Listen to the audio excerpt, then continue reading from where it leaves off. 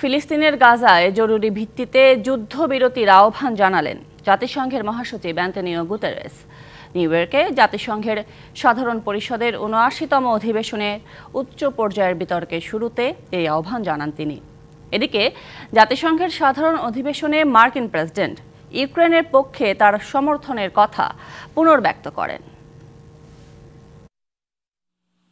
১৩০ জনের বেশি রাষ্ট্রপ্রধান ও শতাধিক পররাষ্ট্রমন্ত্রীর অংশগ্রহণে শুরু হয়েছে নিউ ইয়র্কে জাতিসংঘ সাধারণ পরিষদের ৭৯তম অধিবেশনের উচ্চ পর্যায়ের বিতর্ক সপ্তাহ।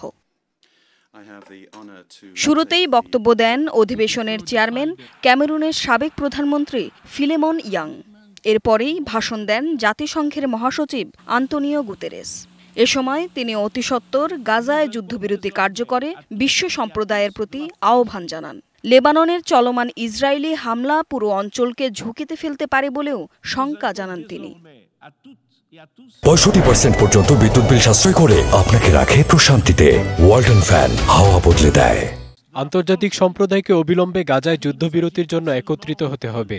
জিম্মিদের অবিলম্বে এবং নিঃশর্ত মুক্তি এবং দুই রাষ্ট্র সমস্যা সমাধানের দিকে এগোতে হবে। বিশ্ব কিভাবে এমন একটি রাষ্ট্রকে মেনে নিতে পারে যেখানে বিপুল সংখ্যক ফিলিস্তিনি কোনো স্বাধীনতা, কোনো অধিকার বা মর্যাদা ছাড়াই অন্তর্ভুক্ত হবে। যুক্তরাষ্ট্রের প্রেসিডেন্ট হিসেবে জাতিসংঘের সাধারণ অধিবেশনের দেয়া শেষ ভাষণে জো বাইডেন কথা বলেন রাশিয়া ইউক্রেন যুদ্ধ নিয়ে। ইউক্রেনের প্রতি আবারও নিজের সমর্থনের কথা পুনর্ব্যক্ত করেন মার্কিন নেতা। পুতিন তার মূল লক্ষ্য পূরণে ব্যর্থ হয়েছে। তিনি ইউক্রেনকে ধ্বংস করতে চেয়েছিলেন, কিন্তু ইউক্রেন এখনও মুক্ত। তিনি ন্যাটোকে দুর্বল করতে শুরু করেছিলেন, কিন্তু ন্যাটো আগের চেয়ে আরও বড়, শক্তিশালী, আরও ঐক্যবদ্ধ। ইউক্রেনের যুদ্ধের জেরে অধিবেশনে যোগ দিচ্ছেন না রুশ প্রেসিডেন্ট ভ্লাদিমির পুতিন। তবে রাশিয়ার প্রতিনিধি দলের নেতৃত্ব দিচ্ছেন পররাষ্ট্রমন্ত্রী সের্গেই ল্যাভরভ। ২৮শে সেপ্টেম্বর বক্তৃতা দেবেন তিনি।